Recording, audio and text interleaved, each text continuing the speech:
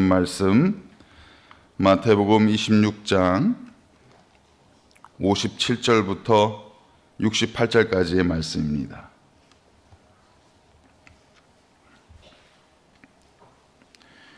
마태복음 26장 57절부터 68절까지의 말씀을 저와 여러분 교독하여서 말씀을 봉독하겠습니다. 예수를 잡은 자들이 그를 끌고 대제사장 가야바에게로 가니 거기 서기관과 장로들이 모여 있더라.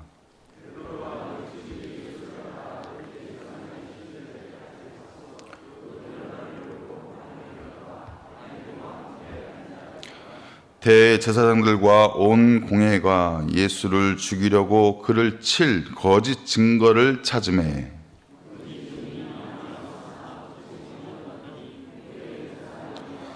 이르되 이 사람의 말이 내가 하나님의 성전을 헐고 사흘 동안에 지을 수 있다 하더라 하니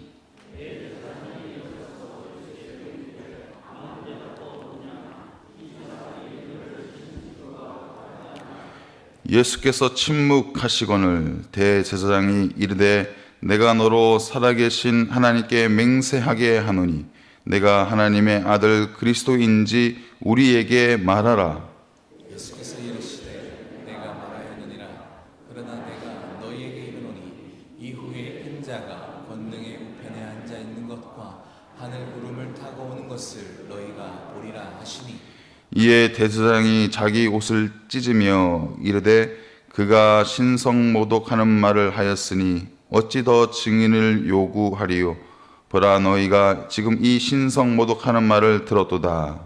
너희 생각은 어떠하냐. 대답하여 이르되 그는 사형에 해당하니라 하고 이에 예수의 얼굴에 침 뱉으며 주먹으로 치고 어떤 사람은 손바닥으로 때리며 이르되 그리스도야 우리에게 선지자 노릇을 하라.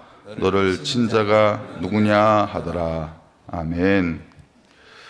오늘부터 시작되는 고난주간 특별 새벽기도를 통하여서 예수님을 마음속에 담아내시고 또 우리의 삶의 모습을 통해서 예수님을 닮아갈 수 있는 은혜의 절기가 되시기를 주님의 이름으로 축복합니다. 이 시간에는 첫 번째 시간으로 침묵을 담고 영광을 담다, 침묵을 담고 영광을 담다라는 제목으로 말씀을 묵상해 보도록 하겠습니다. 예수님께서 겟세마네 동산에서 체포되신 다음에 대제사장 가야바의 집으로 끌려오시죠. 그 집으로 끌려오시고 나서 황당한 재판을 받게 되십니다. 지금도 이 재판이라는 것이 참으로 공정해야 되고 절차적으로도 하자가 없어야 되고 이 판결이 누구에게나 납득이 될 만한 공정한 재판이 되어야 된다는 것을 우리가 다 알고 있지 않습니까? 그런데 그런 재판이 벌어지고 있는 재판장의 모습을 벌어지지 않는 그런 모습을 보게 되면 우리의 마음이 크게 이제 상심이 되는 거죠. 가장 공정해야 될 재판이 공정하지 않은 그런 모습들을 보게 되면 우리의 마음에 큰 상심이 벌어질 수밖에 없다는 것입니다. 그런데 지금 예수님께서 재판을 받기 시작하시는데 이 재판이 황당하기 그지없는 너무나도 불법적인 재판들을 지금 예수님께서 받고 있다는 것입니다. 당시 유대인의 최고 의결 기관이었던 산헤드린 공회가 있습니다. 이 공회가 모여지게 돼요. 이 공회가 모여질 때는 반드시 71명이 모여져야 됩니다. 그 인원이 다 차서 그 공회원들 71명이 모여서 의결을 할 수 있어야 된다라는 것이에요. 또 율법에 따라서 재판을 할 때 그 재판의 결과가 사형까지 언도될 수 있는 그런 재판이라고 한다면 그 재판은요 반드시 성전에서 재판이 이루어져야 됩니다. 그리고 공개적으로 그 재판이 일어나야 되는 거예요. 그리고 그 재판에 그 회중들이 또 대중들이 모여서 그 재판을 관람할 수 있도록 그 시간대가 밤이 아니라 낮에 그 재판이 일어나야 된다는 것입니다. 그런데 오늘 본문의 말씀을 보시면요, 예수님께서 어디에서 재판을 받고 있는지, 또 어떤 절차에 의해서 재판을 받고 있는지를 보시면 너무나도 황당한 재판이 되고 있다라는 것이죠. 지금 예수님께서 어디에 끌려오셨습니까? 대제사장 가야바의 집에 끌려왔어요. 그 대제사장 가야바 집의 뜰에서 지금 재판을 받고 있다는 거예요.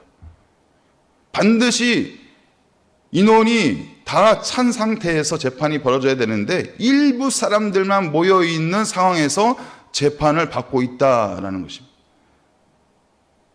공개적으로 재판을 받아야 되는데 사람들 몰래 이 재판을 벌이고 있다라는 거예요. 온갖 불법이 난무한 재판, 공정하지 못한 재판 가운데 예수님께서 지금 나아가고 있다라는 것입니다. 더 큰 문제가 있어요. 그 재판을 벌이고 있는 사람들이 데려다 놓은 증인들이 다 가짜 증인들이라는 거예요. 다 거짓 증인이라는 거예요.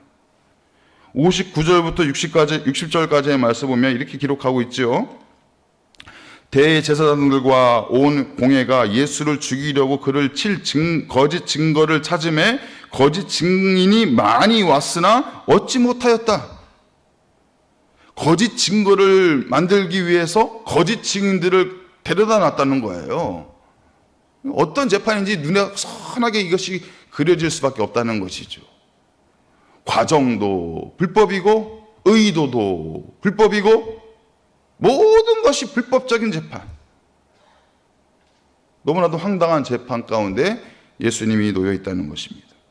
증인들을, 거짓 증인들을 데려다 놓고 거짓 증거를 찾아보려고 했는데 찾을 수가 없는 거예요.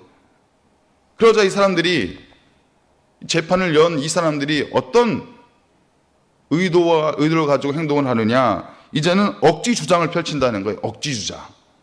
말도 안 되는 주장을 펼친다는 거예요. 60절부터 61절까지의 말씀입니다.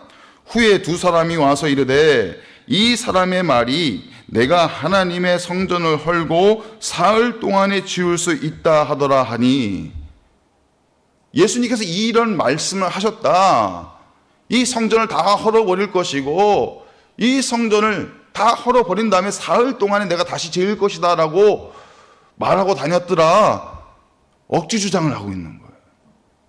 예수님은 이 말씀을 하시면서 무엇을 말씀하신 것일까요?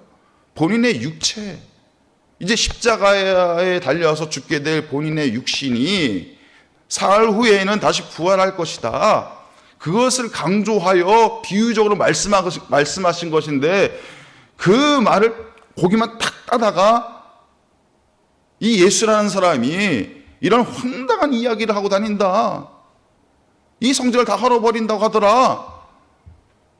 억지 주장까지 이제 하고 있다라는 것입니다.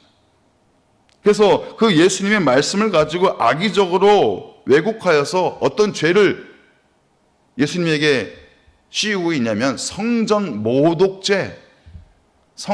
모독죄라는 것을 예수님 앞에 뒤집어 씌우려고 하고 있다라는 것입니다. 이런 거짓과 왜곡된 증거들을 주장하고 있는 대제사장 가야바가 예수님 앞에 호통을 치고 있어요. 62절 말씀해 보시면 왜 아무 대답도 없느냐? 이 사람들이 너를 치는 증거를 너는 어떻게 생각하느냐? 이 거짓 증거를 가지고, 악의적인 주장을 가지고 이제 예수님 앞에 호통을 치는 거예요. 너 왜 아무 말이 없는 거야? 사람들이 말하고 있는 이 내용을 너는 어떻게 생각하는 거야? 이렇게 호통을 치고 있는 거예요. 이때 예수님의 반응이 63절에서 나오고 있는 거예요. 어떻게 반응하십니까? 예수님께서 침묵하셨다.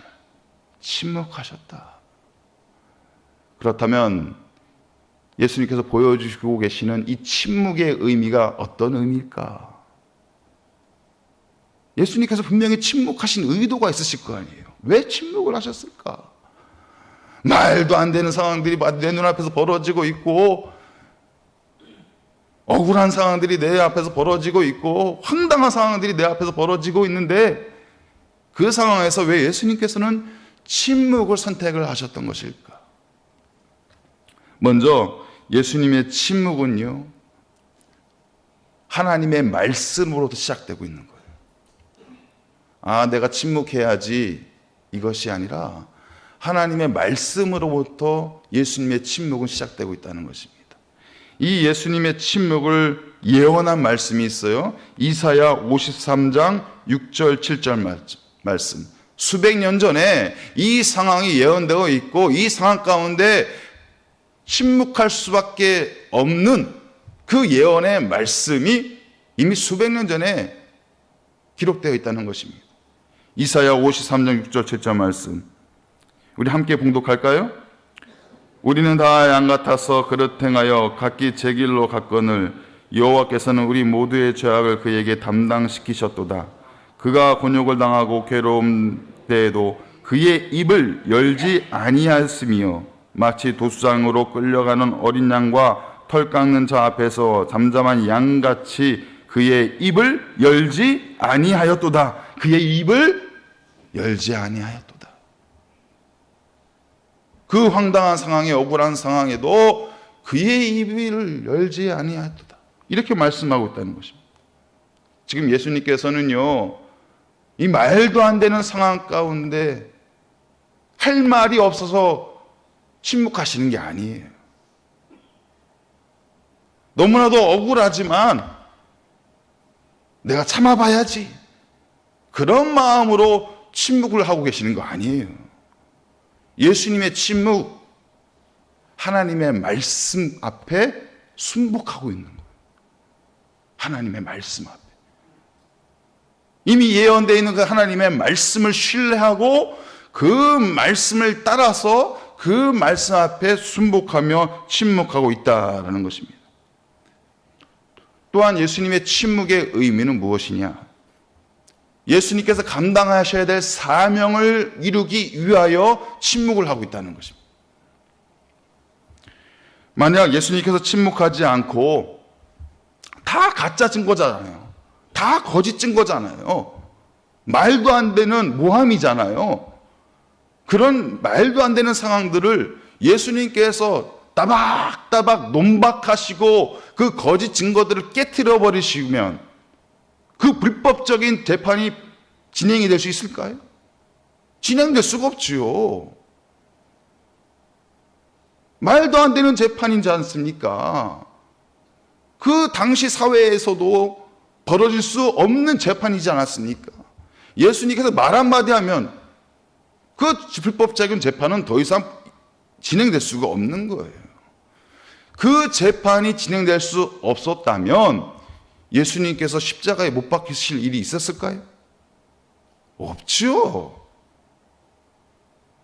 그런 일은 벌어질 수 없는 것이죠. 예수님께서 십자가에 못 박히지 않으시고 죽으시지 않았다면 저와 여러분들의 죄가 용서받고 구원받을 수 있을까요? 없죠. 그럴 수 없는 거예요. 예수님의 침묵으로 인하여서 예수님께서 이 땅에서 감당하셔야 될 십자가의 사명이 완성될 수 있었던 것입니다.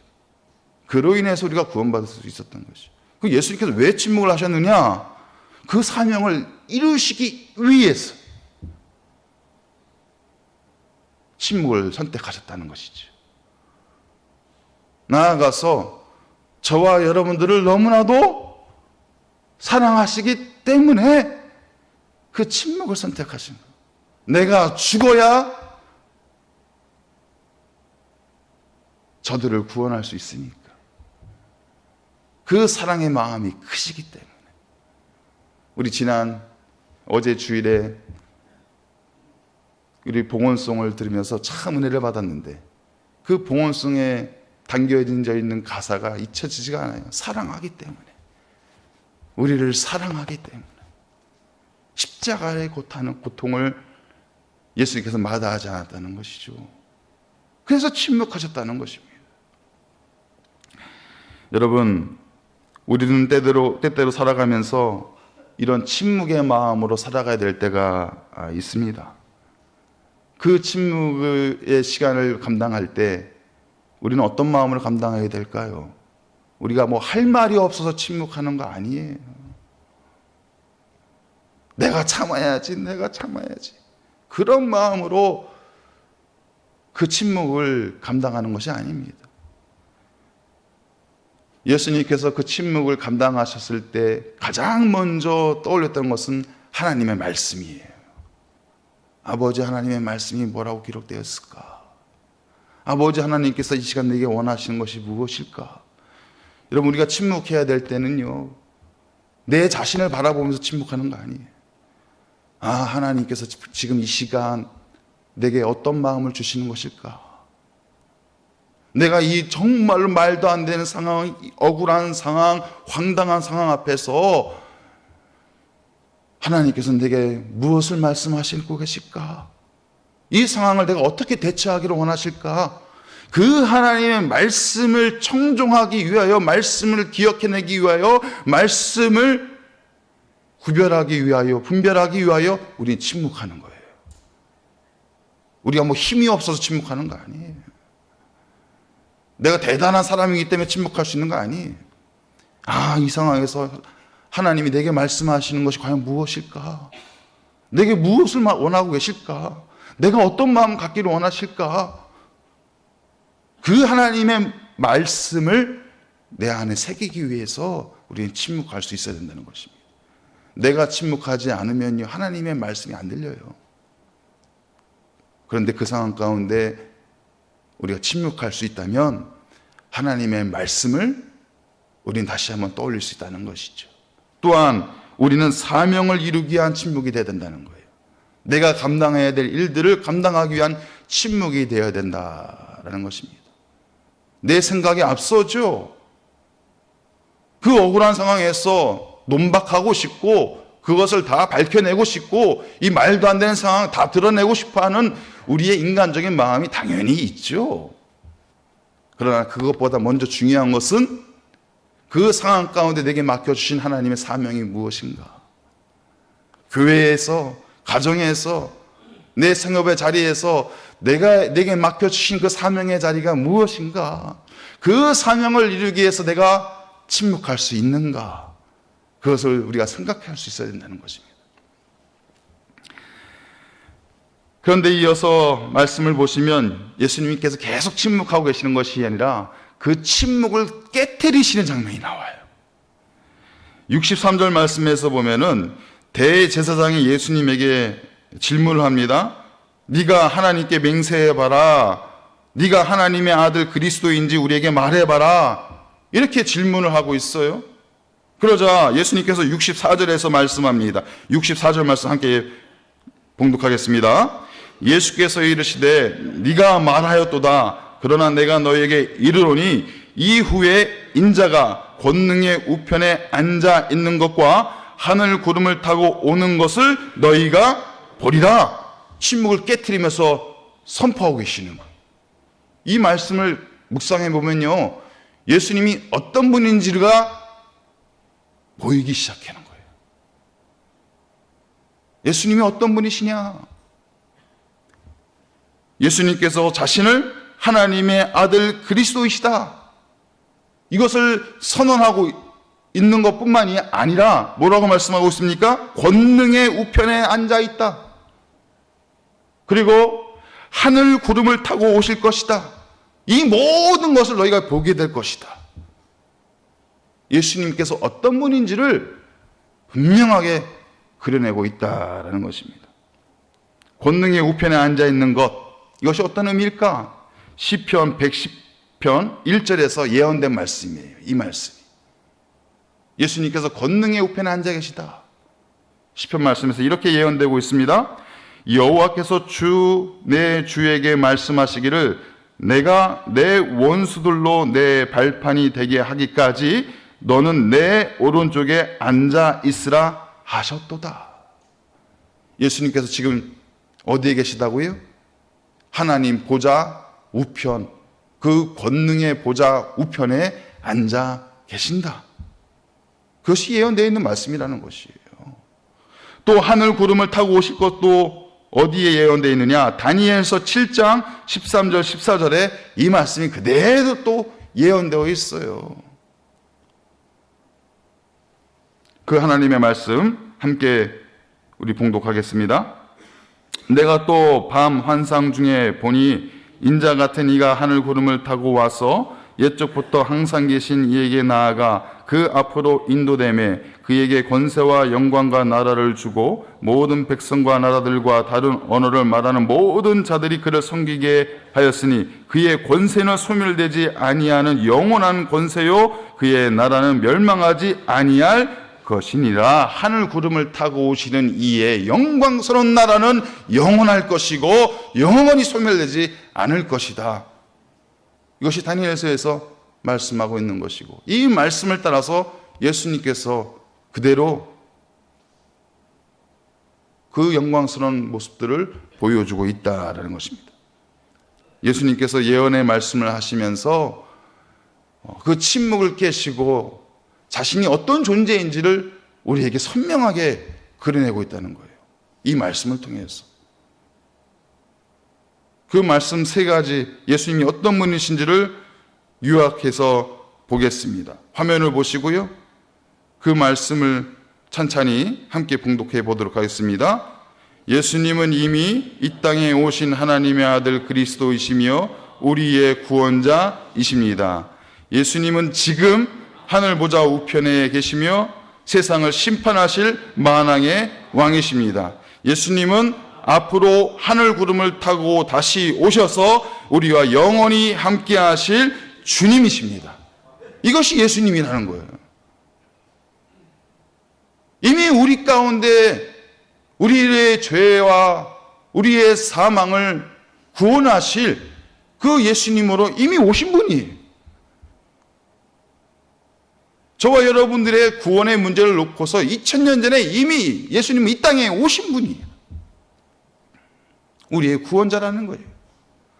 그럼 그 예수님이 지금 어디에 계시느냐? 지금 하늘 보좌 우편에 앉아 계셔서 이 세상을 심판하실 심판의 주로 계시다.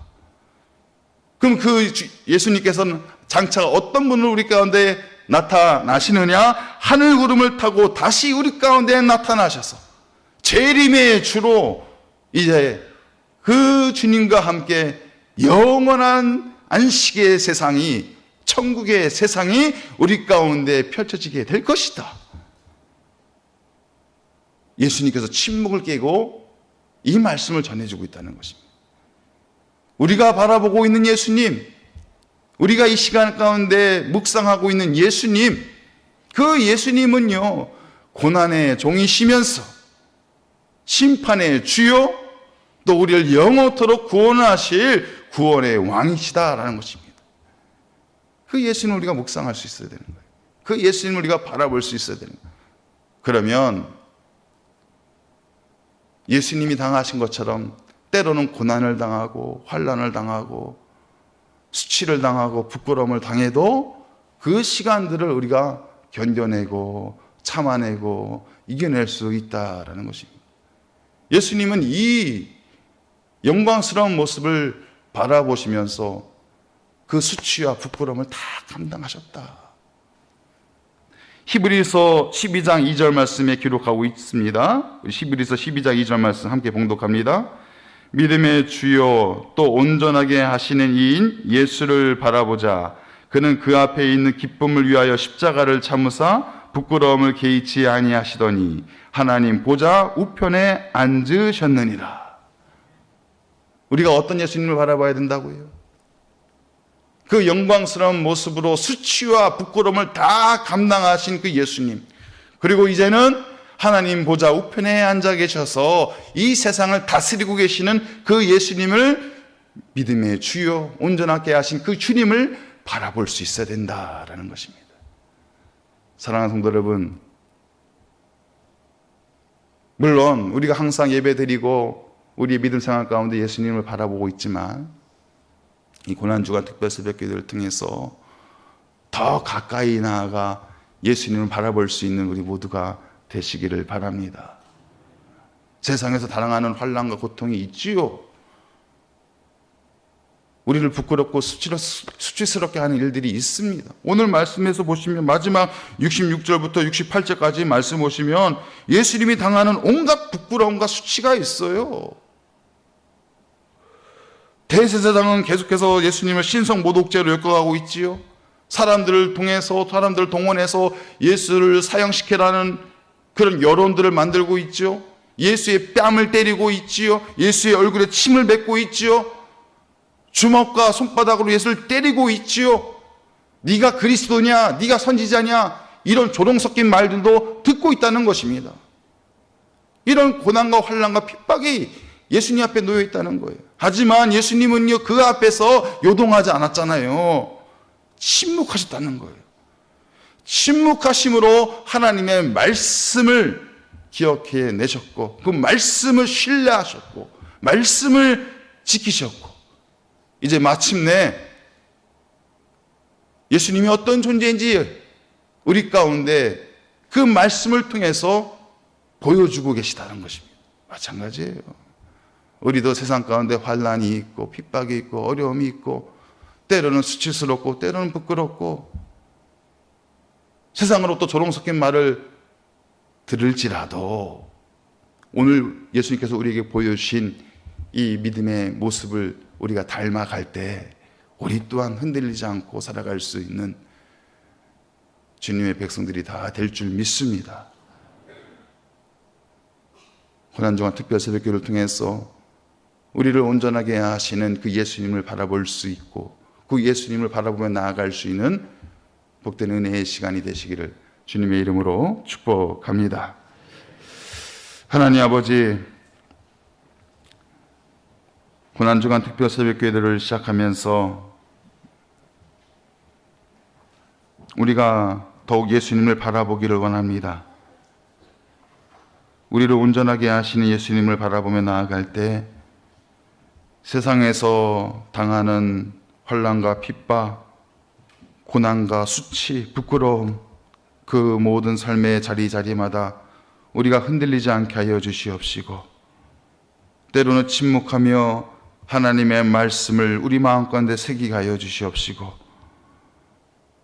예수님께서 우리를 위하여 이미 이 땅에 구원자로 오시고 지금 하늘 보좌 우편에서 세상을 심판하실 만왕의 왕으로 함께하고 계시고 앞으로 하늘 구름을 타고 오셔서 우리와 영원히 함께하실 그 주님이심을 우리가 신뢰하고 믿고 따르며 나아갈 수 있는 은혜의 시간들이 될 수 있도록 함께하여 주시옵소서. 이 시간 우리가 올려드리는 간절한 기도의 제목들이 있사오니 그 모든 기도의 제목들 가운데 하나님의 선한 응답이 이루어지게 하여 주시옵소서. 예수 그리스도 이름으로 기도하옵나이다. 아멘.